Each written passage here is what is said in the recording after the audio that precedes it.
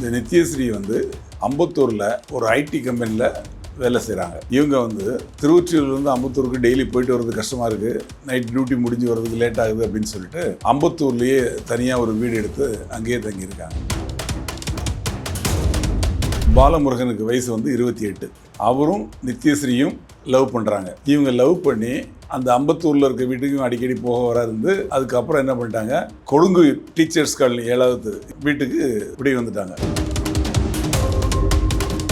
நித்யஸ்ரீ வந்து பாலமுருகன்கிட்ட சொல்கிறாங்க, எங்கள் அப்பா அம்மா அங்கே வராங்க அந்த வீட்டுக்கு, அதனால் நீ இங்கே இருக்காத, நீ எங்கேயாவது போயிடு, அப்புறம் போயிட்டு நான் சொன்னதுக்கப்புறம் வா அப்படிங்கிறாங்க. போயிட்டு சாயந்தரம் வந்து பார்த்தா நித்யஸ்ரீ வந்து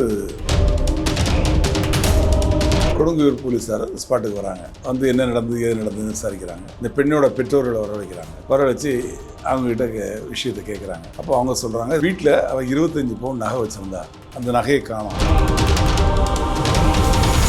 உடனே காவல்துறைக்கு வந்து இந்த பாலமுருகன் மேலே சந்தேகம் வருது. இப்போ நம்ம ஆங்கிளில் பார்க்கல என்ன தெரியுது, பாலமுருகன் தான் அந்த பொண்ணை இதை கொலை பண்ணிவிட்டு நகையை எடுத்துகிட்டு போயிட்டான் அப்படிங்கிற மாதிரி நமக்கு தெரியுது. ஆனால் காவல்துறை வந்து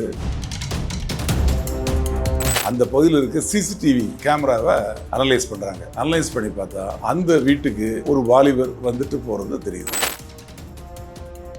செல்ஃபோனை எடுத்து கடைசியாக யார்கிட்ட பேசியிருக்காங்க அப்படின்னு பார்க்குறாங்க. அப்போ பார்த்தா நித்யஸ்ரீயை நான் லவ் பண்ணேன், நித்யஸ்ரீ ஐடி கம்பெனியில் வேலை செய்யலை, அவள் என்ன மாதிரி நிறைய என்ன லவ் பண்ணுறதா நடித்தா, நான் வந்து அவளை லவ் பண்ணேன், லவ் பண்ணி நாங்கள் 2 பேரும் நெருங்கி ஒன்றா இருந்தோம், அதை வந்து ஃபோட்டோ வீடியோலாம் எடுத்துக்கிட்டு என்னை மிரட்ட ஆரம்பித்தா. அரைகுறை ஆடையோட படங்களெல்லாம் வந்து இன்ஸ்டாகிராம் மற்றதுலாம் பதிவேற்றி அது மூலமாக நண்பர்களை பிடிச்சி அவங்கள லவ் பண்ணுறதா நடித்து அவங்கள்ட்ட பணத்தை பிடுங்கிக்கிறா. உங்களை பழி வாங்கணும் அப்படின்னு நான் நினச்சேன். ஓட்கா அப்படிங்கிற மது பானம், அதை வந்து 2 பேரும் குடிக்கிறாங்க. அந்த பெண் குடிக்கக்கூடிய அந்த ஓட்காவில் இவன் வந்து அந்த லாக்கரில் கைரேகை வச்சா தான் லாக்கர் திறக்கும். அந்த லாக்கரில் தான் நகைகள் இருக்குது, இது இவனுக்கு தெரியும். அந்த பெண் அறகுறைய மயக்கத்தில் இருக்க இல்லையா, அவங்க கைரேகை கொண்டு அந்த லாக்கரில் வைக்க வச்சு லாக்கர் ஓப்பன் ஆகிடுது. ஓப்பன் ஆகணும், நகையெல்லாம் எடுத்துட்டு அந்த பெண்ணை தெரிஞ்சால் அந்த பொண்ணு நம்மளை காட்டி கொடுத்துருன்னு சொல்லிட்டு. வணக்கம் சார். வணக்கம் சார். கொடுங்கையூர் பகுதியில் ஒரு இளம்பெண்ணை கொலை செஞ்சுருக்காங்க, அதை பற்றி கொஞ்சம் விவரமாக சொல்லுங்கள் சார். அதாவது திருவொற்றியூர் காந்தி நகரை சேர்ந்தவர் பாஸ்கர், வரலட்சுமி தம்பதி. இந்த தம்பதியினருக்கு 2 பெண் குழந்தைகள். இதில் மூத்த பெண் குழந்தை நித்யஸ்ரீ. இந்த நித்யஸ்ரீ வந்து டிகிரி முடிச்சிட்டாங்க.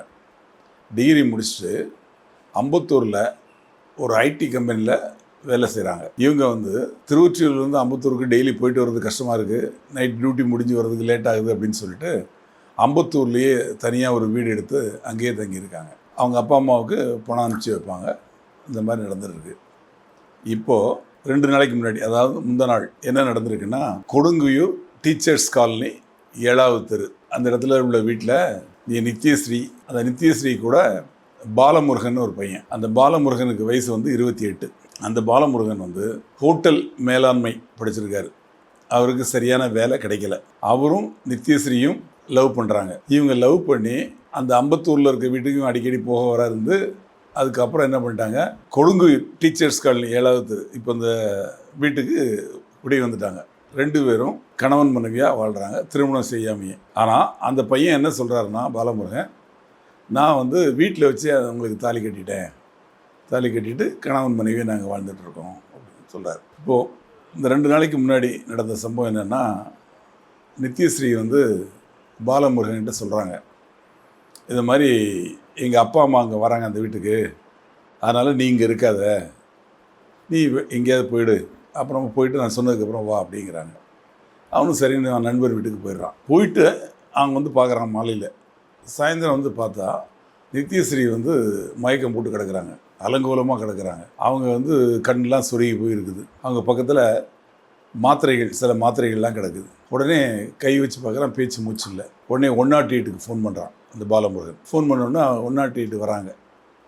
ஆம்புலன்ஸ் வந்து செக் பண்ணி பார்த்தா இந்த பெண் இறந்து போயிட்டாங்க அப்படின்னு சொல்கிறாங்க. உடனடியாக கொடுங்கையூர் காவல் நிலையத்துக்கு இன்ஃபார்ம் பண்ணுறாங்க. கொடுங்கையூர் போலீஸார் ஸ்பாட்டுக்கு வராங்க. வந்து என்ன நடந்தது ஏது நடந்ததுன்னு விசாரிக்கிறாங்க. இந்த பெண்ணோட பெற்றோர்களை வரவழைக்கிறாங்க. வரவழைச்சி அவங்ககிட்ட விஷயத்தை கேட்குறாங்க. அப்போ அவங்க சொல்கிறாங்க, இது மாதிரி எங்கள் பெண்ணு வந்து அம்பத்தூரில் வேலை செஞ்சுருந்தா ஒருத்தர் லவ் பண்ணுறான்னு தெரியும், ஆனால் இது மாதிரி நடந்ததுன்னு தெரியாது. அப்புறம் வீட்டில் அவள் 25 பவுன் நகை வச்சுருந்தா, அந்த நகையை காணோம் அப்படின்னு அவங்க சொல்கிறாங்க. உடனே காவல்துறைக்கு வந்து இந்த பாலமுருகன் மேலே சந்தேகம் வருது. இந்த பெண்ணோட பிணத்தை போஸ்ட்மார்ட்டத்துக்காக ஸ்டான்லி மருத்துவமனைக்கு அனுப்பிச்சி வச்சுருவாங்க. அனுப்பிச்சி வச்சுட்டு பாலமுருகனை விசாரிக்கிறாங்க. பாலமுருகன் இதே தான் சொல்கிறான், இது மாதிரி நான் வந்து அன்றைக்கி இல்லை வீட்டில், என்னை போக சொல்லிட்டாங்க, நான் போயிட்டு வந்தேன் அப்படின்னு சொல்கிறான். நகையை நான் எடுக்கலை, நான் எதுவுமே பண்ணலை அப்படின்னு சொல்கிறான். உடனே காவல்துறைக்கு வந்து அவங்க பல விஷயங்களை விசாரிப்பாங்க இல்லையா. காவல்துறை வந்து ஒரே ஆங்கிளில் மட்டும் பார்க்க மாட்டாங்க. இப்போ நம்ம ஆங்கிளில் பார்க்கல என்ன தெரியுது, பாலமுருகன் தான் அந்த பொண்ணை இதை கொலை பண்ணிவிட்டு நகையை எடுத்துகிட்டு போயிட்டான் அப்படிங்கிற மாதிரி நமக்கு தெரியுது. ஆனால் காவல்துறை வந்து பாலமுருகனை விசாரிக்கிறாங்க. பாலமுருகனை விசாரிக்கிறது போக அந்த பகுதியில் இருக்க சிசிடிவி கேமராவை அனலைஸ் பண்ணுறாங்க. அனலைஸ் பண்ணி பார்த்தா அந்த வீட்டுக்கு ஒரு வாலிபர் வந்துட்டு போகிறது தெரியுது. அதை வந்து அவங்க கண்டுபிடிச்சிக்கிறாங்க. அடுத்தால என்ன பண்ணுறாங்க, அந்த வாலிபர் யார் என்னங்கிறத கண்டுபிடிக்கக்குள்ள முயற்சிகள் பண்ணுறாங்க. இந்த இறந்து போன பெண்ணோட செல்ஃபோனை எடுத்து கடைசியாக யார்கிட்ட பேசியிருக்காங்க அப்படின்னு பார்க்குறாங்க. அப்போ பார்த்தா பால சந்தோஷ் அப்படிங்கிற ஒரு பையன்கிட்ட பேசியிருக்கா தெரியுது. அந்த பாலசந்தோஷோட அட்ரஸ் எடுத்து பார்த்தா சைதாப்பேட்டை கேட்டது. அந்த சைதாப்பேட்டைக்கு போய் இந்த பாலசந்தோஷை பிடிக்கிறாங்க. அந்த பாலசந்தோஷ் யாருன்னா, அவன் ஒரு டாக்டர். அவனுக்கு 28 வயசு ஆகுது. அவனை கூப்பிட்டு என்ன அந்த பொண்ணுக்கிட்ட நீ பேசுனியா என்னன்னு கேட்குறாங்க. அவன் ஒன்றும் இல்லைன்னு மறுக்கிறான். அப்புறம் காவல்துறை சொல்கிறாங்க, இங்கே பார், அந்த பெண்ணோட கால் டீட்டெயில்ஸ், அந்த பெண்ணு உன்கிட்ட தான் கடைசியாக பேசியிருக்கு. ரெண்டாவது சிசிடிவி ஃபுட்டேஜ், நீ தான் வந்துட்டு போயிருக்க, என்ன நடந்து சொல்லு அப்படின்னு சொல்லி முறைப்படி அவனை விசாரிக்கிறாங்க. முறைப்படி விசாரித்ததுக்கப்புறம் அவன் ஒத்துக்கிறான். என்ன சொல்கிறான் அப்படின்னா, இந்த நித்யஸ்ரீயை நான் லவ் பண்ணேன். நித்யஸ்ரீ ஐடி கம்பெனியில் வேலை செய்யலை. அவள் என்ன மாதிரி நிறைய என்ன லவ் பண்ணுறதா நடித்தா. நான் வந்து அவளை லவ் பண்ணேன். லவ் பண்ணி நாங்கள் 2 பேரும் நெருங்கி ஒன்றா இருந்தோம். அதை வந்து ஃபோட்டோ வீடியோலாம் எடுத்துக்கிட்டு என்னை மிரட்ட ஆரம்பித்தா. என் பெற்றோர்களுக்கும் என் நண்பர்களுக்கும் உறவினர்களுக்கும் இந்த ஃபோட்டோவை இதையும் அனுப்புவேன்னு சொல்லி மிரட்டினா. அப்படி மிரட்டி என்கிட்ட இருந்து 5 லட்ச ரூபா வாங்கிட்டா. அதுக்கப்புறம் தான் விசாரித்து பார்க்கல, இந்த பெண் என்னை லவ் பண்ணலை, என்ன மாதிரி நிறைய பேர் கூட இதே மாதிரி பழகிறா. அரைகுறை ஆடையோட படங்களெல்லாம் வந்து இன்ஸ்டாகிராம் மற்றதுலலாம் பதிவேற்றி அது மூலமாக நண்பர்களை பிடிச்சி அவங்கள லவ் பண்ணுறதா நடித்து அவங்கள்ட்ட பணத்தை பிடுங்கிக்கிறா அப்படின்னு தெரிஞ்சுது. இப்போது என்ன மட்டும் இல்லை, பாலமுருகன் ஒரு பையனையும் லவ் பண்ணுறாங்க அப்படிங்கிறது தெரிய வந்தது. அதுக்கப்புறம் இந்த 5 லட்ச ரூபாயை எப்படியாவது அவங்கள்ட்ட வந்து கைப்பற்றணும், நம்மளை ஏமாற்றிட்டாங்க, இவங்களை பழி வாங்கணும் அப்படின்னு நான் நினச்சேன். அதுக்காக நான் ஃபோன் பண்ணி பேசினேன், சமாதானமாக பேசினேன். நடந்ததெல்லாம் மறந்துடுவோம், நம்ம திருப்பி சேர்ந்து ஒன்றா இருப்போம், ஜாலியாக ஃப்ரெண்ட்ஸாக இருப்போம், உன் கூட ஒரு நாள் வந்து தங்கணும் போல இருக்கு எனக்கு அப்படிங்கிற மாதிரி இவன் பேசுகிறான். அப்புறம் அந்த பெண்ணும் சரி வா அப்படிங்கிறாங்க. வான்னு சொல்லிவிட்டு கூட இருக்க இப்போ பஸ் யார் கூட வாழ்கிறாங்களோ அந்த பால முருகனை வந்து என் பெற்றோர்கள் வராங்க, நீ வீட்டுக்கு போன்னு சொல்லி அனுப்பிச்சிடுறாங்க. அதன் பேரில் இவன் போகிறாங்க. இவன் போய் அந்த பெண் கூட வந்து சந்தோஷமாக பேசுகிறான், ஒரு நட்போடு பழகிறான்.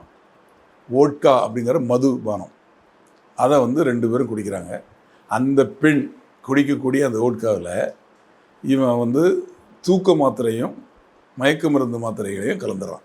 10 மாத்திரைகளை கலந்துருக்கான். அந்த 10 மாத்திரைகளை கலந்தவுடனே அதுக்கு தெரியல அந்த பெண்ணுக்கு. அது குடித்தவுடனே அரை மயக்கத்துக்கு போயிடுறாங்க. அந்த சமயத்தில் அந்த பெண்ணோட கைரேகை, அந்த பெண்ணை அழைச்சிட்டு கூட்டிகிட்டு போய் அந்த லாக்கரில் கைரேகை வச்சா தான் லாக்கர் திறக்கும்.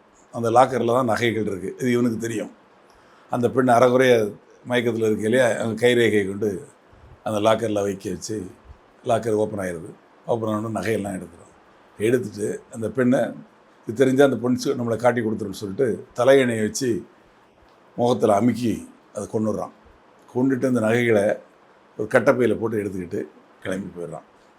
அந்த நகைகளை என்னடா பண்ண அப்படின்னு சொல்லி காவல்துறை அவனை விசாரிக்கிறப்போ அவனோட ஃப்ரெண்டு பாஷா அப்படிங்கிறவர்கிட்ட, முஜிபுர் பாஷா அப்படிங்கிறவர்கிட்ட கொடுத்து வச்சுருக்கேன் அப்படிங்கிறாங்க. அப்புறம் முஜிபுர் பாஷாவை போய் விசாரித்தா அவங்கள்ட்ட அந்த நகை இருக்குது, 25 பவுன் நகை, அதை சீஸ் பண்ணிட்டாங்க. இப்போது இந்த பால சந்தோஷ் என்கிற மருத்துவரை இந்த வழக்கில் கைது பண்ணிட்டாங்க. அதே மாதிரி இந்த நகையை வச்சுருந்த அவரையும் விசாரிச்சுக்கிட்டு இருக்காங்க, முஜிபுர் பாஷாவையும். பாலமுருகனுக்கு இந்த கொலையில் சம்பந்தம் இல்லை அப்படின்னு தெரிய வருது. இதிலிருந்து என்ன தெரியுதுன்னா, நேயர்களே, ஆண்கள் தான் முன்புள்ள காலங்களில் நிறைய பெண்கள்கிட்ட பழகுவாங்க, பெண்களை ஏமாற்றுவாங்க, நகைகளை வாங்கி ஏமாற்றுவாங்க. இப்போ இந்த வழக்கில் இந்த பெண் ஐடி கம்பெனியில் வேலை செய்கிறதா சொல்லிட்டு தவறான வழியில், தவறான பாதையில், ஒழுக்கம் கெட்ட பாதையில் போயிருக்கதா தெரிய வருது. நான் சொல்லலை, விசாரணையில் சொல்கிறத வச்சு சொல்கிறேன். அப்படி தான் அந்த டாக்டர்கிட்ட பழகி அவரை ஏமாற்றிருக்காங்க. அவர்கிட்ட இருந்து பணத்தையும் வாங்கியிருக்காங்க. அம்பத்தூரில் தனியாக அப்பா அம்மா வீடு வந்து திருவொற்றியூரில் இருக்குது. அம்பத்தூரில் இவங்க வேலை செய்கிறாங்கன்னா டெய்லி போயிட்டு வரலாம். இல்லை அப்பா அம்மாவை அங்கே ஒரு வீடு எடுத்தாங்களா, அங்கே கூட்டு போயிருக்கலாம். கூட்டு போகாமல் இவங்க தனியாக இருந்தாங்க இல்லையா, அங்கே தான் வந்து இவங்களுக்கு பிரச்சனையே ஆரம்பிக்குது. அதாவது வயதுக்கு வந்த பெண்கள் வந்து ஒன்று கணவர் கூட இருக்கணும், கல்யாணம் ஆகியிருந்தா, இல்லை பெற்றோர்கள் கூட இருக்கணும். இருந்தால் தான் அவங்களுக்கு சேஃப்டி. இல்லை என்றால் இந்த மாதிரி பிரச்சனைகளுக்கு உள்ளாகக்கூடிய ஒரு சூழ்நிலை வரும். தனிமை என்பது கொடுமையானது, தவறான வழிகளுக்கு செல்வதற்கு ஒரு வாய்ப்பை கொடுக்கக்கூடியது. அதன்படி தான் அந்த பெண் வந்து படிச்சிருந்தும் ஒரு டிகிரி முடித்து ஒரு வேலையில் செய்கிறதா சொல்கிறாங்க. வேலைக்கு அங்கே சேர்ந்துருந்தாங்களா, வேலை பார்த்தாங்களா எல்லாம் விசாரணைகள் தெரிய வரும். அப்படி வேலை பார்த்துருந்தா கூட அங்கே அதை வச்சு தன் பெற்றோர்கள் கூட சந்தோஷம் வாழ்ந்துருக்கலாம். தங்கச்சி ஒன்று இருக்குது, அந்த தங்கச்சியும் நாளைக்கு கட்டி கொடுக்கணும், இவங்களுக்கும் கல்யாணம் ஆகணும். அந்த மாதிரி எண்ணங்களை விட்டுட்டு இவங்க வந்து பணம் சம்பாதிக்கணுங்கிற நோக்கத்தோட, ஆண்களோட சந்தோஷமாக இருக்கணும் அப்படிங்கிற நோக்கத்தோட பழகுறதுனால தான் இப்படி ஒரு விபரீதமான முடிவு ஏற்பட்டிருக்கு. அதனால் இதை பார்க்கக்கூடிய நேயர்களே, நீங்கள் உங்கள் குழந்தைகளுக்கும் உங்களோட உறவினர்களுக்கும் இந்த விஷயத்தை குழந்தைகள் பருவத்திலேயே சொல்லி குழந்தைகளை வந்து நல்ல விதமாக வளருங்க. குழந்தைகளுக்கு நல்ல விஷயங்களை கற்றுக் கொடுங்க. குழந்தைகள் வந்து நல்லவர்களாக வளர்கிறதுக்கு நீங்கள் வந்து இப்பவுமே ஆரம்பத்துலேருந்து உறுதுணையாக இருங்க. அதே மாதிரி பெண்கள் எல்லோரையும் நல்லவர்கள் அப்படின்னு நம்பிடாதீங்க. நல்லவங்க தான், அதில் இல்லைன்னு சொல்லலை, ஆனால் கெட்டவர்களும் இருக்காங்க அப்படிங்கிறதையும் புரிஞ்சுக்குங்க. அப்படி புரியாதனால தான் அந்த டாக்டர் பால சந்தோஷ் இப்போது ஜெயிலில் இருக்கிறார். பாலமுருகன் அவருக்கு வந்து ஒன்றுமே தெரியாது, அவரும் இப்போ காவல்துறை விசாரணையில் இருக்கிறார். அதனால் இதை பார்க்கும் நேயர்களே, இதை ஒரு பாடமாக எடுத்துக்கிட்டு அதுக்கு இந்த மாதிரி நடந்துங்க. சார், இந்த சம்பவத்தில் பார்த்தீங்கன்னா நித்யஸ்ரீ அவங்களுக்கும் பார்த்தீங்கன்னா சம்மந்தம் இருக்குது. இதனால் வந்து அந்த கொலையாளிக்கு குறைஞ்சபட்ச தண்டனை கிடைக்குமா, இல்லை என்ன மாதிரியான தண்டனை கிடைக்கும் சார்? இந்த வழக்கை பொறுத்தவரை அந்த பால சந்தோஷ் என்கிற டாக்டர் அவன் திட்டமிட்டு இந்த கொலையை நடத்தியிருக்கான். அதாவது பால சந்தோஷ் நித்யஸ்ரீ கூட நட்பாக பழகியிருக்கிறான். ஆனால் நித்யஸ்ரீ அதுக்கு ஒருத்தான பெண் கிடையாது. அந்த நட்பை பழக்கத்தை பயன்படுத்தி இவங்ககிட்டருந்து 5 லட்ச ரூபா பணத்தை பறிச்சிருக்காங்க. அது மட்டும் இல்லை, தன்னை மட்டும் லவ் பண்ணாமல் வேறு இது மாதிரி பையன்கள் கூட பழக்கம் இருக்குது அப்படிங்கிறதும் தெரிய வருது. அப்போது அவனுக்கு அவங்களை பழி வாங்கணும், தன்னோட 5 லட்ச ரூபாயை அவங்ககிட்ட வாங்கணும் அப்படிங்கிற எண்ணம் வருது. அதுக்காக தான் திட்டமிட்டு கரெக்டாக ஃபோன் பண்ணி, நான் உன் கூட வந்து சந்தோஷமாக இருக்கணும், நடந்ததெல்லாம் மறந்துடுவோம், உன் கூட வரேன், இன்றைக்கி வந்து உன் கூட இருக்க போகிறேன் அப்படின்னு சொல்லி அவங்கள கன்வின்ஸ் பண்ணி அங்கே வரான். வந்தவன் மதுவில் மாத்திரைகளை எடுத்துகிட்டு வரான். போதை மாத்திரைகளையும் மயக்க மாத்திரைகளையும் எடுத்துகிட்டு வந்து 5 மாத்திரைகளை ஓட்கா அந்த மதுவில் கலந்து குடிக்க வைக்கிறான். அவங்க அன்கான்ஷியஸ் ஸ்டேஜுக்கு போனப்போ அவங்க கைரேகையே பயன்படுத்தி அந்த லாக்கரை திறக்கிறான். திறந்து உள்ள இருக்க நகைகளை திருடி எடுத்துக்கிட்டு அந்த நகையை எடுத்துகிட்டு போய் தன் நண்பர்கிட்ட கொடுத்து வைக்கிறான். அதனால் இது ஒரு திட்டமிட்ட ஆதாய கொலை, மர்டர் ஃபார் கெயின், ஆதாயத்திற்காக செய்யப்பட்ட கொலை, திட்டமிட்டு செய்யப்பட்ட கொலை. அதனால் அவருக்கு மேக்சிமம் தண்டனை கிடைக்கும். இதில் வந்து என்ன விஷயம் அப்படின்னா, இந்த பெண்ணோட நகை அவர் கைக்கு எப்படி போச்சு? அவர்கிட்ட கூட இல்லை, அவரோட நண்பர்கிட்ட போயிருக்கு. அந்த நண்பருக்கும் இந்த இறந்து போன பெண்ணுக்கும் எந்த சம்மந்தமும் கிடையாது. இந்த நகைகளை இந்த பெண் வந்து அவர்கிட்ட கொடுத்து வைக்க வேண்டிய அவசியம் கிடையாது. ஆக இவன் தான் திட்டமிட்டு வந்திருக்கான். அதுக்கு ஆதாரம் சிசிடிவி ஃபுட்டேஜ், இந்த பெண் அவங்ககிட்ட ஃபோனில் கடைசியாக பேசின ஆதாரம், அப்புறம் எங்கள் வீட்டுக்கு வந்து போனதுக்கு போயிட்டு இங்கே இருந்த பையில் தான் அந்த நகையெல்லாம் போட்டு எடுத்துகிட்டு போயிருக்கான். இந்த பை அவன் வீட்டுக்கு வர வேண்டிய அவசியம் கிடையாது. அந்த நகைகள் இவன் தான் அவங்ககிட்ட கொடுத்துருக்கான். அவனை கேட்கல என்ன சொல்லுவான், இவன் தான் கொடுத்தான்மா. ஆக இந்த கொலைக்கும் இந்த கொலையாளிக்கும் உள்ள நல்ல எவிடன்ஸ் என்னென்னா, ஒன்று சிசிடிவி ஃபுட்டேஜ், ரெண்டாவது அந்த கால் டீட்டெயில்ஸ், மூணாவது இந்த நகை. இந்த 3 இது வந்து நிச்சயமாக ப்ரூவ் ஆகி இவனுக்கு மரண தண்டனை வரைக்கும் கிடைக்கும். இதில் எந்த மாற்று கருத்து கிடையாது. அந்த பெண் மீது தவறே இருந்தாலும், அவங்க 5 லட்சம் ஏமாத்திருந்தாலும், அதை வந்து இவன் வாங்குறதுக்கு வேறு வழிகள் இருக்குது. சட்ட ரீதியான வழிகளை விட்டுட்டு திட்டம் போட்டு கொலை செஞ்சு நகையை திருடி எடுத்துகிட்டு போயிருக்கான்னா நிச்சயமாக அதுக்குள்ள தண்டனையை அவன் அனுபவிப்பான். மேக்சிமம் தண்டனை கிடைக்கும்.